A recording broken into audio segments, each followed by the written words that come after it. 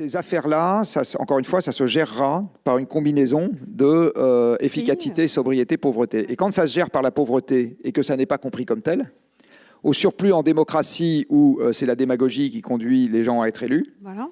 Eh bien, ça fait monter le populisme. C'est pour ça que j'avais écrit en 2011, je crois, un petit article qui s'appelait « Marine Le Pen, enfant du carbone », et où j'expliquais que, en fait, la méconnaissance des flux physiques sous-jacents de l'économie et l'incapacité à avoir un discours adulte vis-à-vis de la population en expliquant que voilà ce qui allait se passer, indépendamment des gens qui sont en charge, et qu'il était pertinent d'essayer de s'organiser en fonction de ça le mieux possible, ferait monter l'incompréhension, et donc les boucs émissaires et le populisme. Et c'est exactement ce qu'on est en train de voir partout dans la zone OCDE depuis maintenant une petite dizaine d'années, entre Trump, le Brexit, Meloni, etc. Tout ça, c'est des manifestations voisines d'un même phénomène qui sont, après que l'énergie croissante ait fait monter les classes moyennes, l'énergie décroissante, parce que dans la zone OCDE, elle décroît de manière subie depuis 2008, est en train de faire le phénomène inverse. Et voilà, je ne sais pas si vous savez dans cette salle que le revenu disponible des ménages en France n'augmente plus depuis 2010. Non seulement il n'augmente plus, mais il est en légère érosion. Alors je suppose que dans cette salle, on n'a que des cadres supérieurs qui ont encore des augmentations annuelles, donc vous ne le savez peut-être pas, mais c'est une réalité dans ce pays. Voilà, donc on est au début. On est au début, et si on ne le gère pas, et rentrer par le carbone est une manière de le gérer. Ce n'est pas la seule manière de le gérer, mais c'est une manière de le gérer.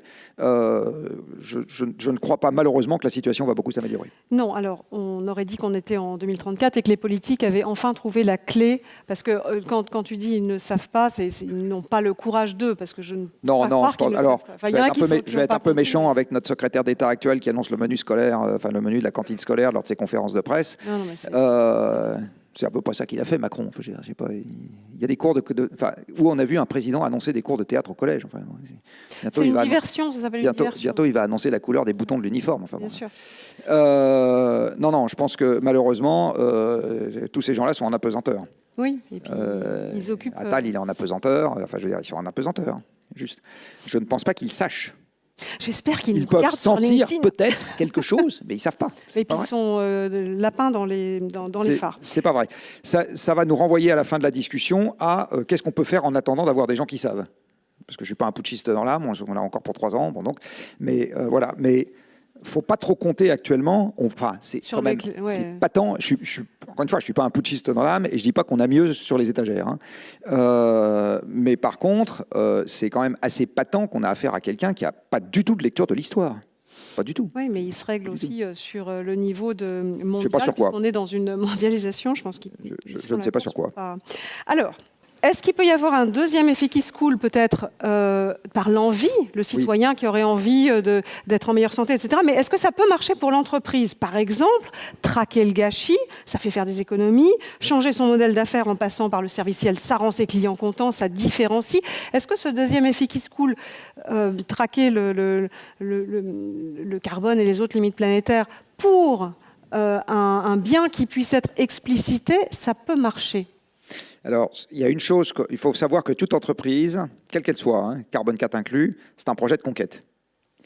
Donc, il y a un truc qu'on ne peut pas demander à une entreprise, c'est de se saborder elle-même. Mais surtout, pas la première. Les autres d'abord, pas moi d'abord. C'est très difficile. Alors, il y a des entreprises qui se créent, mais c'est en général des TPE. Sans projet de croissance, j'ai envie de dire, à l'origine. Je reprends l'hôtel familial.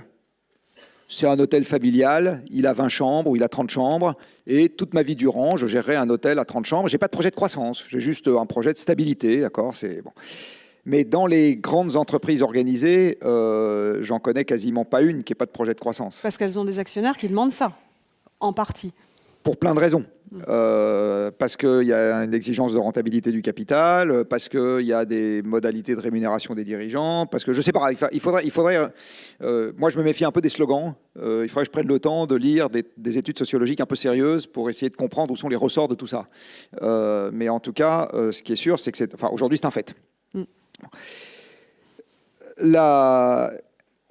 Ces êtres-là ne changeront, n'iront pas contre leurs intérêts. Les êtres des entreprises. Oui.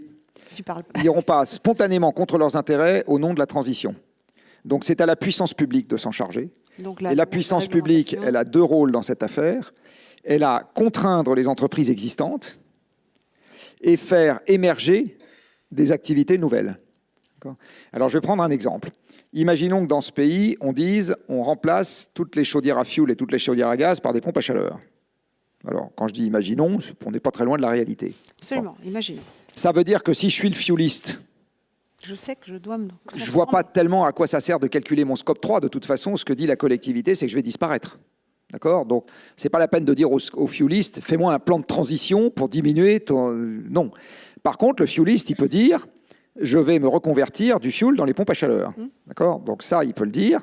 Les gens qui travaillaient chez le fueliste peuvent dire, je vais aller en formation et travailler, etc. Puis il y en a quelques-uns qui traîneront les pieds et qui déposeront le bilan. Bon, c'est comme ça que ça va se passer. Dans cette affaire, le rôle des entreprises qui le peuvent, c'est de pivoter. Le rôle des entreprises qui ne le peuvent pas, ça sera de gérer le fait qu'elles iront au tapis. Et la collectivité a à sa charge d'être sûre que les gens qui n'auront plus d'emploi dans les entreprises qui vont au tapis en retrouveront ailleurs. Donc formation. Bon. Je rappelle quand même que dans ce pays, on considère comme légitime qu'une boîte aille au tapis parce qu'elle n'est pas capable de contribuer à la solidarité nationale en matière de retraite ou de maladie. D'accord ? Donc si vous n'êtes pas capable de payer vos charges URSSAF, vous déposez le bilan. C'est un truc qui est communément accepté. Moi, ça ne me chagrine pas plus que ça, qu'on considère qu'une entreprise qui n'est pas capable de contribuer au projet national en matière de compatibilité avec des limites environnementales aille au tapis. Ça ne me gêne pas. Ce qui me gêne, ça ne me gêne pas que les actionnaires perdent leur mise, parce que quand on est actionnaire, il faut bien lire les caractères en petit, hein, en petit et en bas du contrat. Il n'y a pas de garantie de la détention du capital. Voilà, c'est comme ça. La seule chose qui me gêne dans cette affaire, ça serait que les salariés restent sur le carreau. Donc le vrai sujet dans cette transition, c'est l'emploi. D'accord ? Les actionnaires, ils sont actionnaires. Moi, je suis actionnaire de Carbone 4. Demain matin, ça peut ne rien valoir. On peut avoir un sinistre informatique majeur. On est passé à 2 doigts il y a 1 an. Il y a un serveur, un centre OVH qui a brûlé. Je ne sais pas si vous vous rappelez.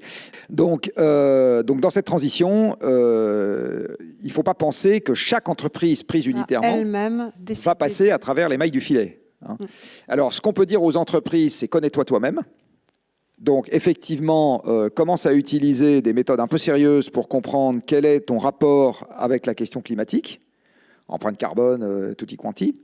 Mais derrière, donc ça, c'est à la collectivité de l'imposer à toutes les boîtes. Derrière, il faut que les boîtes se saisissent de ce genre d'informations en se disant, je vais quand même essayer d'en faire quelque chose pour aller dans la bonne direction, oui. Sachant que c'est évident, je connais quand même le truc. En économie, on peut mourir d'avoir raison trop tôt, comme on peut mourir d'avoir raison trop tard. Hein, donc, il faut naviguer entre les deux. Mais c'est à la collectivité d'imposer cette contrainte. Et je suis personnellement partisan d'imposer une contrainte qui soit juste là, et pas là. Oui. Histoire qu'on accélère un peu. Souvent, les gens, ils ont crié avant d'avoir mal. Hein. Moi, je me rappelle très bien le MEDEF au moment de la loi Grenelle 2, là, qui, sur le bilan carbone, disait « c'est compliqué, c'est compliqué, c'est compliqué ». Je vous signale que le chiffre d'affaires de la totalité des gens qui font des bilans carbone en France est, à mon avis, inférieur au chiffre d'affaires de KPMG France, je pense. Donc, le degré de complexité introduit dans les entreprises et le coût afférent lié à ce genre d'obligations reste très en deçà de ce que la comptabilité monétaire est capable d'imposer aux entreprises. Pour le moment, on reste des plaisantins. Donc, voilà. Donc, il y a un sujet d'obliger les entreprises à se confronter à la limite, mais derrière l'idée sympathique que chaque entreprise prise unitairement va passer à travers les mailles du filet, je pense qu'il faut s'en défaire. D'accord. Donc, voilà, il va y avoir. Je pense que c'est pas le sujet.